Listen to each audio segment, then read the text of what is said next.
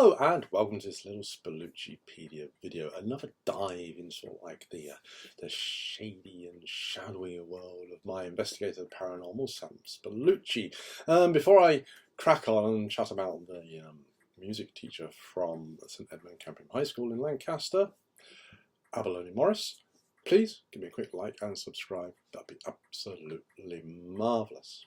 So, Abalone, she only appears once in the Spallucciverse, and as much as other people sort of like have come back, I think I'm not going to be using her again because she did what I intended her to do, and that's basically sort of give Sam a bit of a break from the crazy world around him before I very brutally rip that respite away from him.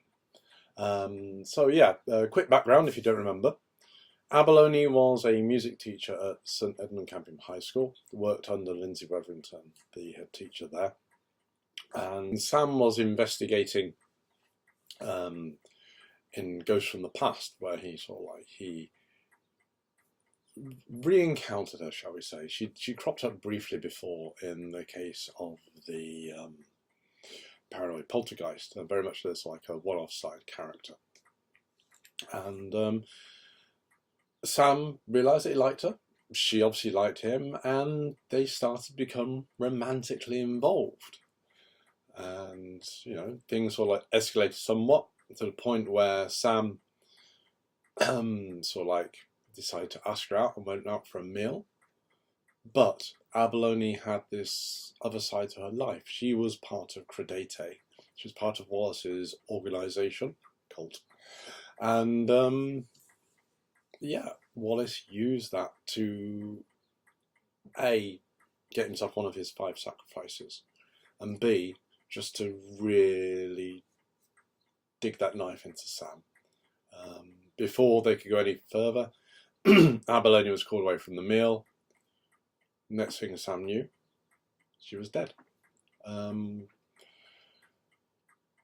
Yeah, it was a rather brutal way for a character to go to. I think it's the first character which readers, when they were reading, would have cared for, who was actually murdered. There had been deaths before, obviously, in like Sam's books. Sam being the cause, at least one of them. And then, obviously, Wallace had like been bumping other people off. But Abalone was sort of like just that little bit closer to the centre of Sam's world, as it were. Right, she wasn't like Grace close, she wasn't Spliff close, anything like that. But she was sort of like representative of normality. She was someone who Sam really enjoyed being with. You know, she was bright, she was sparky, but you know, she still had this sort of like this damaged side to her, which to a certain extent I think Sam was ignoring. You know, he liked the fact that he had this bright, intelligent, attractive young woman interested in him. After all the rubbish which he'd gone through in Casebook and was now going through in Ghosts, like I say, she was this respite from that shadowy world. And Wallace used that. You know, he took her and he brutally removed her from Sam's world.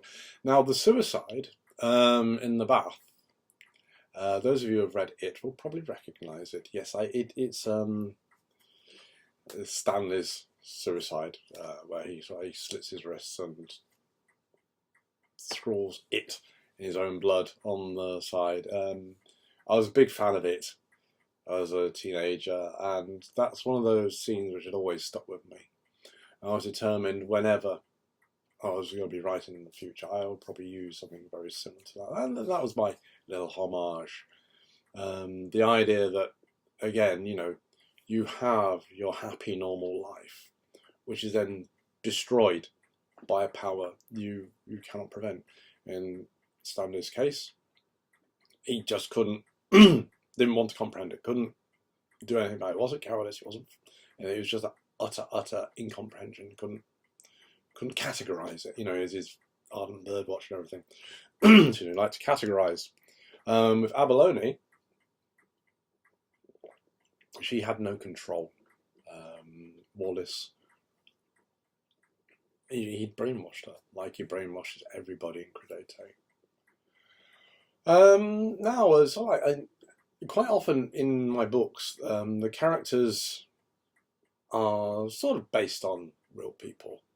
But I think Abalone is one of those who really isn't. Yeah, it's no. I'm racking my brain trying to think if there's anybody subconsciously who's like, oh yeah, they was a good Sam character, but she isn't. She's very much her own creation, and I rather like that because she was.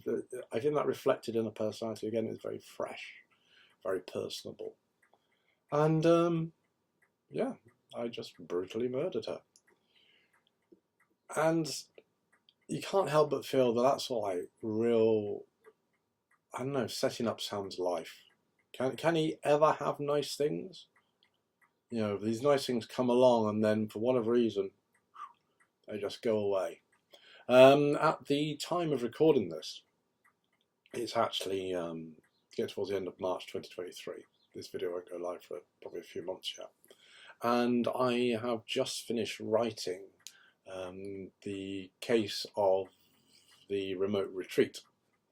Which, you know, spoilers, put fingers in your ears if you haven't read it yet, which is part of Lux Turner. And Sam has finally, you know, after 8 books, gotten together with Grace. And, you know, it's looking lovely. I have to wait and see.